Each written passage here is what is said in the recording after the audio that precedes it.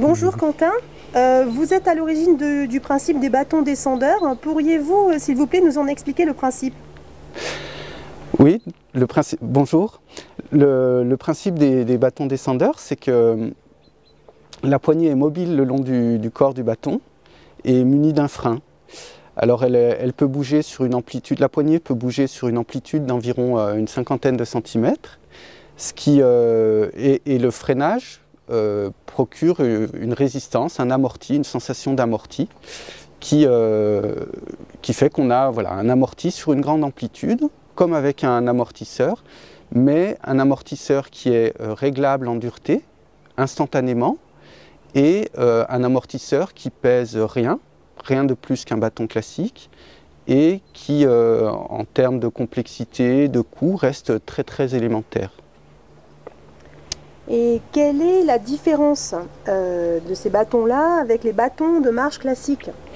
Alors, la différence, c'est que la poignée est mobile le long du corps du bâton, c'est qu'on a un amorti, et cet amorti très important va permettre de soulager, d'appuyer très fort sur les poignets sans se fatiguer les bras, et donc de soulager complètement les jambes, les genoux dans les descentes. On peut, pour les montées, en montée, on bloque la poignée et on a à ce moment-là un bâton qui ressemble à un bâton classique.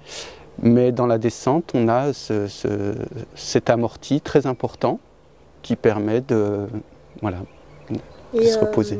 Pouvez-vous nous expliquer, nous raconter comment cette idée vous est venue? Alors, j'avais la première motivation, c'était que j'avais des problèmes de genoux dans les descentes. J'avais mal aux jambes, mal aux genoux, et pas mal de personnes autour de moi également. Donc ça m'a conduit à chercher une solution.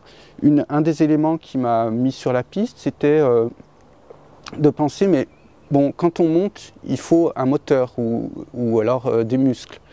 Mais quand on descend, il suffit d'un frein. Un frein, c'est passif. À vélo, par exemple, on voit bien qu'on se freine sans du tout se fatiguer. En escalade, quand on descend en rappel, c'est la même chose. On a un descendeur qui nous freine, on ne se fatigue pas du tout. Donc je me disais, il y a peut-être une possibilité.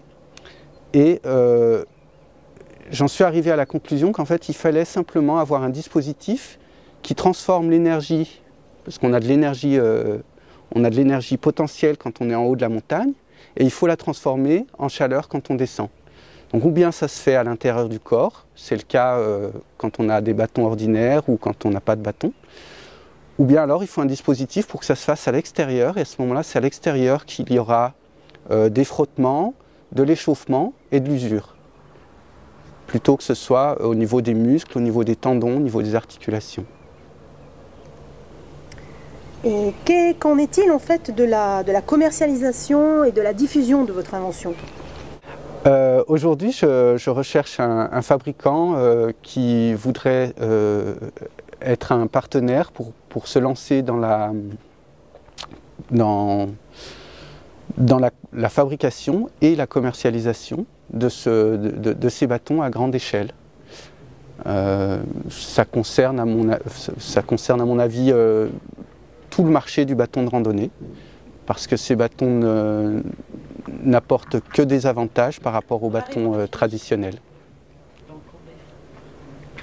Merci Quentin. Merci à vous.